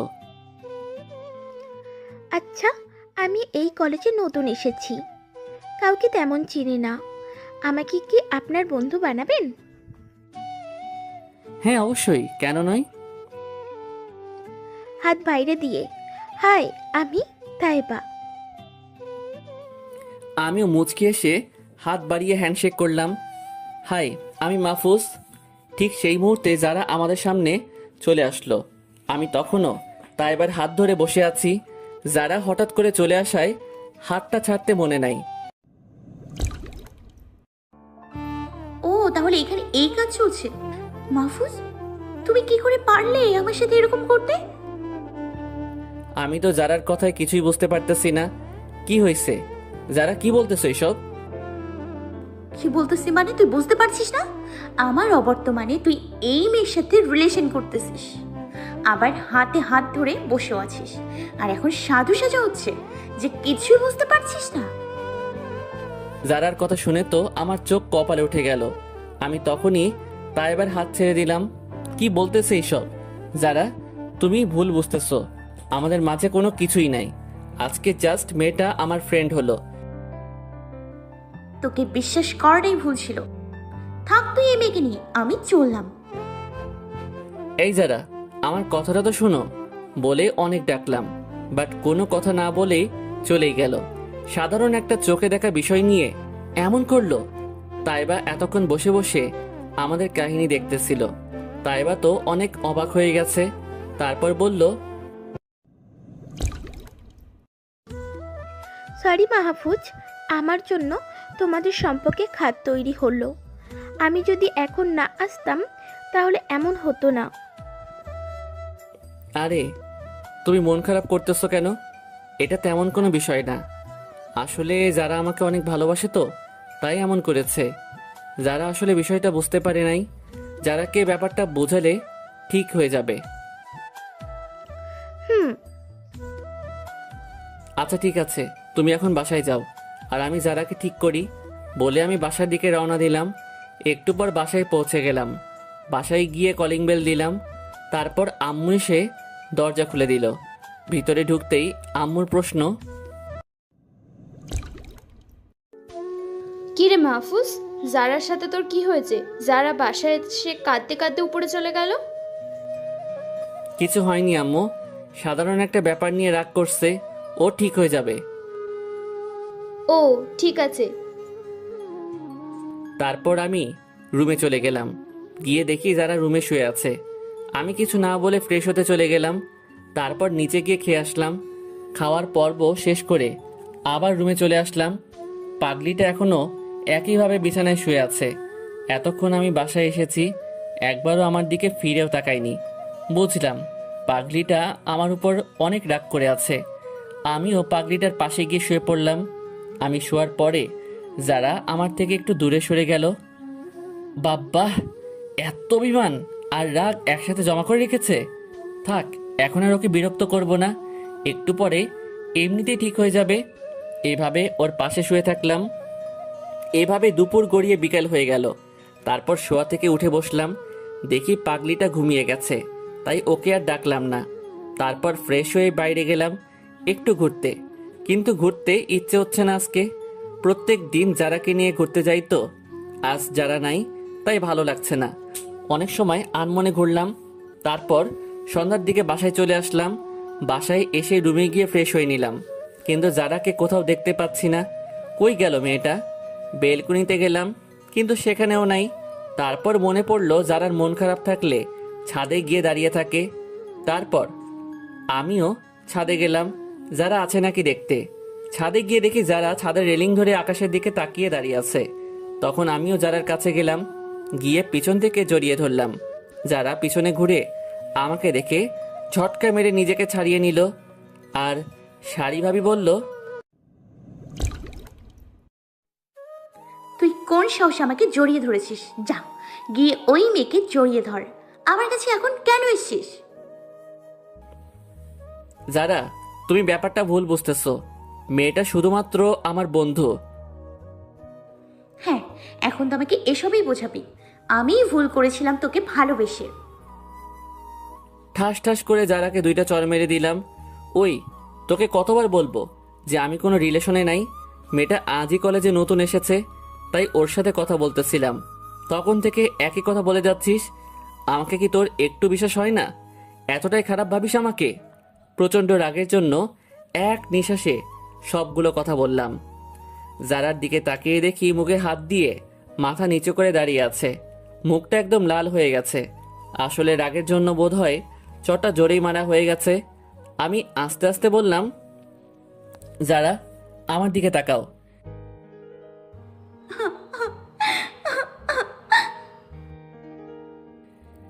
এই যারা, আমার দিকে তাকাতে বলছি কিন্তু, না হলে কিন্তু এবার খারাপ হয়ে যাবে। মাহফুজ, তুমি আমাকে মাফ করে দাও। আমি বিষয়টা বুঝতে পারিনি। আমি তোমাকে অনেক ভালোবাসি, তাই তুমি যখন ওর হাত ধরেছিলে আমি সেটা মেনে নিতে পারিনি।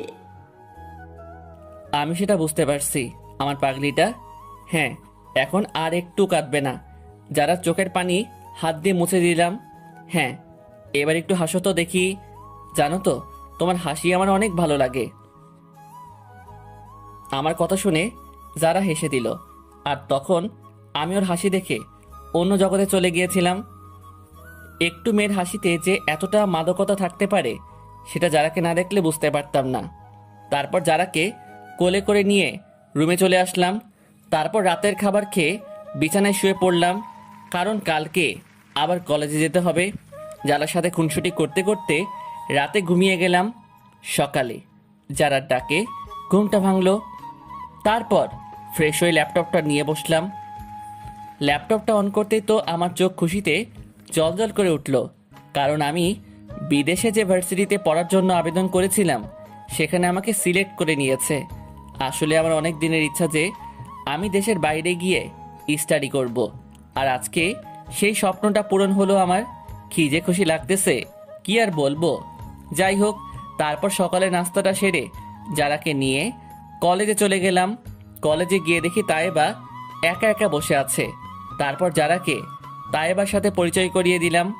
ভালো কথা হলো তায়েবাও যারার সাথে একই ইয়ারে পড়ে, আর ডিপার্টমেন্টটাও এক। তারপর ওদের থেকে বিদায় নিয়ে আমি ক্লাসে চলে আসলাম।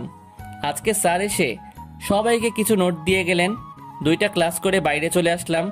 তারপর দেখি মাঠের মাঝখানে যারা আর তায়েবা বসে গল্প করতেছে। আমিও ওদের সাথে যোগ দিলাম। অনেকক্ষণ কথাবার্তা বলে দুপুরে বাসায় চলে আসলাম। তারপর রুমে গিয়ে শাওয়ার নিলাম, খেয়ে দিয়ে ঘুমিয়ে গেলাম। ঘুম একেবারে বিকালে ভাঙলো। উঠে দেখি যারা আমার বুকের উপর শুয়ে আছে। তারপর যারাকে ডাক দিতেই ঘুম থেকে উঠে গেল। তারপর দুজনে ফ্রেশ হয়ে বাইরে থেকে ঘুরে আসলাম। তারপর রুমে চলে গেলাম। রাতে খাবার জন্য আম্মু এসে ডেকে গেল। তারপর দুজনে মিলে খেতে চলে গেলাম।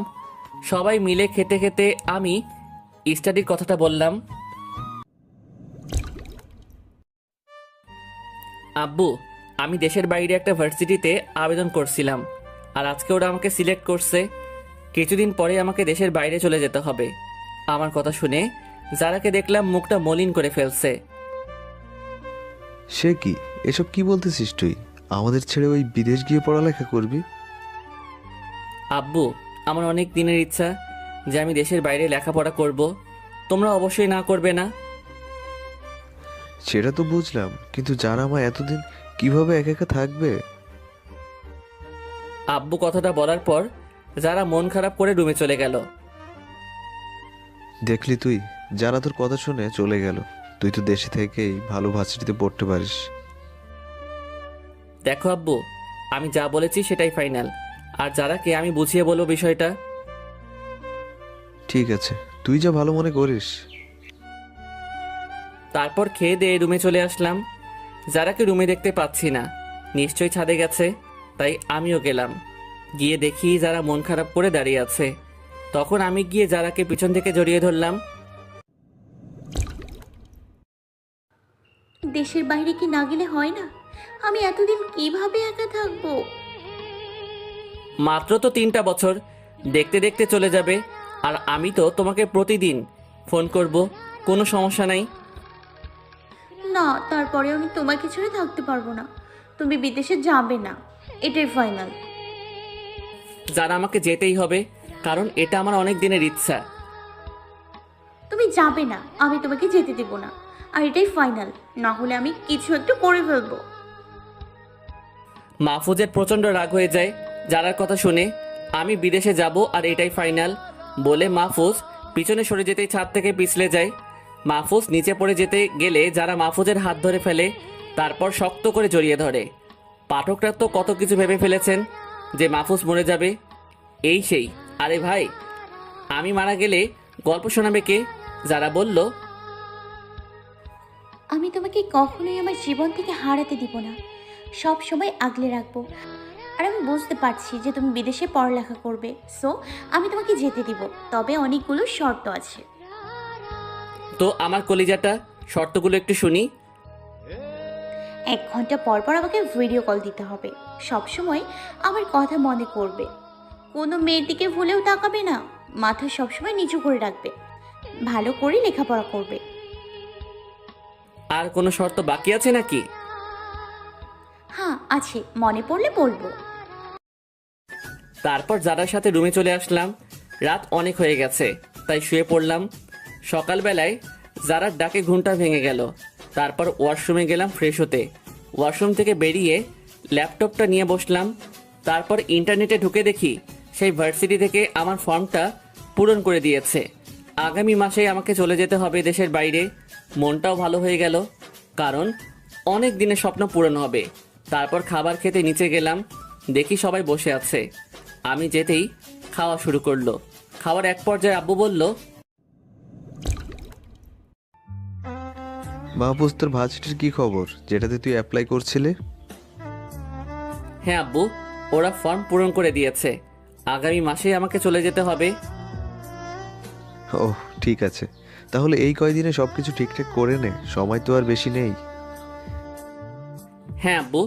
তারপর খাবার শেষ করে রুমে চলে গেলাম। আমার পিছু পিছু যারাও আসলো। রুমে এসে কলেজে যাওয়ার জন্য তৈরি হয়ে নিলাম। যারাও তৈরি হয়ে নিল। তারপর দুজনে মিলে কলেজের উদ্দেশ্যে বেরিয়ে পড়লাম। কিছুক্ষণ পর কলেজে চলে আসলাম। তাইবাকে দেখলাম কলেজ গেট দিয়ে ঢুকছে। যারাকে ওর কাছে পাঠিয়ে দিয়ে আমি ক্লাসে চলে গেলাম। প্রথম ক্লাসটা করে প্রিন্সিপাল স্যারের রুমে চলে গেলাম। May I come in sir?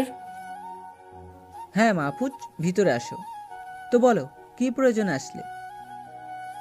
আসলে স্যার, আমি দেশের বাইরে পড়তে চলে যাচ্ছি, তাই এই কলেজ থেকে টিসি এর সার্টিফিকেট লাগবে। আমি আগামী মাসে চলে যাচ্ছি। অভিনন্দন তোমাকে। আমি অনেক খুশি হলাম যে তুমি দেশের বাইরে চান্স পেয়েছো। আমি তোমার টিসির ব্যবস্থা করে দিচ্ছি। ধন্যবাদ স্যার, বলে বাইরে চলে আসলাম।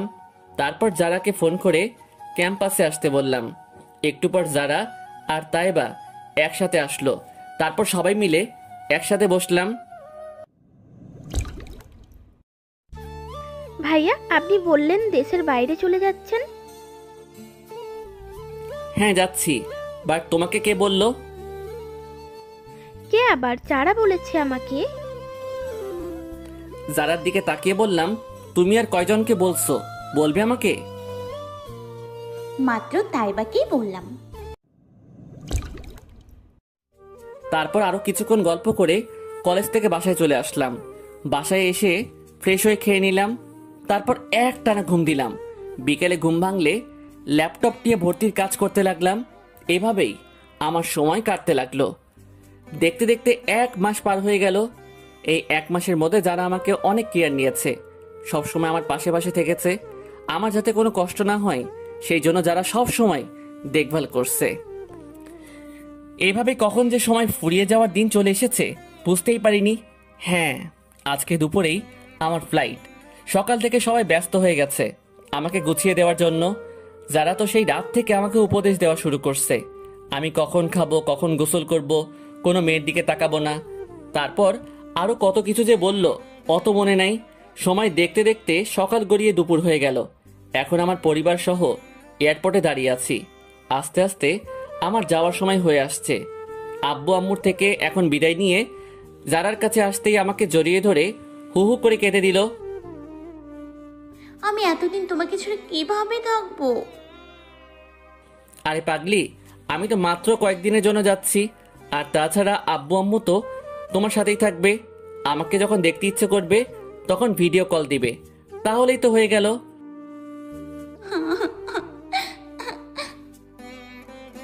আরে পাগলি, এখনো কাঁদছো কেন? আমাদের জীবনটাকে সুখী করার জন্যই তো লেখাপড়া করতে যাচ্ছি। তুমি যদি অত কাঁদো তাহলে তো এখন যেতেই পারবো না আমি। ওই দেখো, বাবা মাও কাঁদছে, এবার তো একটু হাসো, আমার সময় হয়ে যাচ্ছে। তারপর জারার মাথা উপরের দিকে উঠালাম, চোখের পানিতে পুরো মুখে বন্যা হয়ে গেছে, চোখের কাজল লেপটে গেছে। এবার একটু হাসো তো তুমি, তোমার হাসি না দেখলে আমি যেতে পারবো না। সত্যি। তারপর সবাইকে সান্ত্বনা দিয়ে বিদায় দিয়ে চেকিং পোর্টে চলে আসলাম। সব কিছু চেক করা শেষ হলে বিমানে উঠে গেলাম। কিছুক্ষণ পরে আমাদের বিমানটি দেশের বাইরে যাওয়ার জন্য রওনা দিল। বিমানের জানালা দিয়ে তাকিয়ে দেখি নিচের সব কিছু ছোট ছোট পিঁপড়ার মতো লাগতেছে। কম্পিউটার স্ক্রিনে দেখলাম এখন 1000 ফুট উপরে আছি। ইয়ারফোনটা কানে গুঁজে দিয়ে গান শুনতে লাগলাম। কখন যে ঘুমিয়ে গেছি বলতে পারবো না। হঠাৎ একজন বিমানবালার ডাকে ঘুম ভাঙলো। বিমান থেকে নেমে আমার ভাড়া করা হোটেলের দিকে রওনা দিলাম। একটা কার নিয়ে হোটেলে পৌঁছে গেলাম। সত্যি বলতে শহরটা একদম আমার মনের মতো।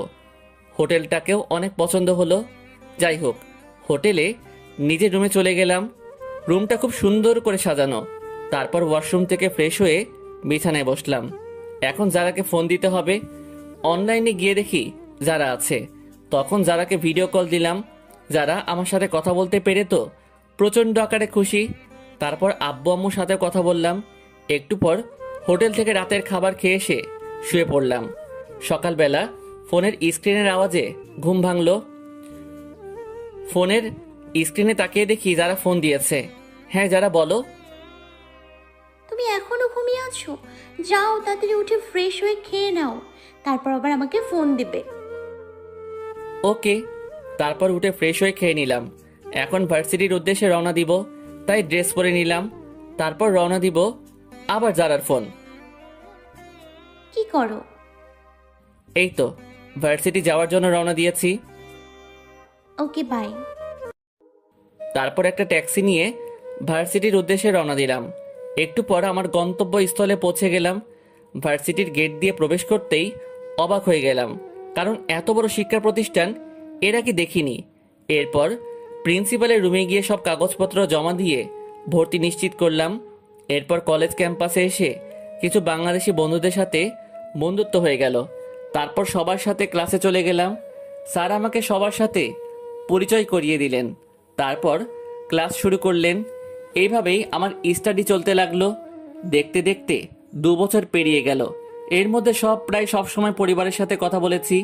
বিশেষ করে যারার সাথে অনেক কথা বলতাম, যারা আমাকে সব সময় উপদেশ দিত কখন কি করতে হবে। সময় অতিবাহিত হয়ে চলেছে। আমার স্টাডি কমপ্লিট করতে আর মাত্র কয়েক মাস আছে, তারপরেই পরীক্ষা। তবে এতদিনে এই বিদেশি পরিবারের সাথে খাপ খাওয়াতে পারলেও মনটা সেই দেশের মাটিতেই পড়ে আছে। এ দেশকে আর ভালো লাগছে না। এখন শুধু নিজের দেশে ফিরে যেতে মন চাচ্ছে। বাবা মা এমনকি যারাও আমাকে ফোন করে দেশে চলে যেতে বলে, কিন্তু এখন কিভাবে যাব?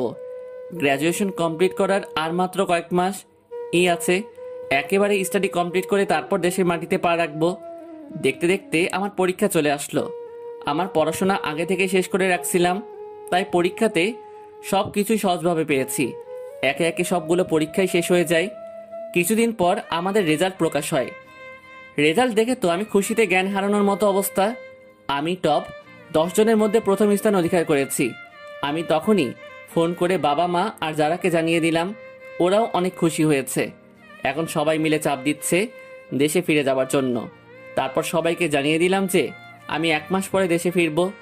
যারা আমার জন্য অপেক্ষা করতে লাগলো। আসলে আমি আগামীকালই দেশে যাওয়ার জন্য বিমানের টিকিট কেটে রাখছি, সবাইকে সারপ্রাইজ দেওয়ার জন্য। ওই কথাটা বললাম। অনেক আনন্দের মধ্যে দিয়ে আজকের দিনটা কেটে গেল। সকালে ঘুম থেকে উঠে সকালে নাস্তাটা করে সব কিছু প্যাকিং করলাম। তারপর এয়ারপোর্টের উদ্দেশ্যে বেরিয়ে পড়লাম। এয়ারপোর্টে পৌঁছে চেকিং শেষ হলে বিমানে গিয়ে বসলাম। তারপর বিমান দেশের উদ্দেশ্যে রওনা দিল।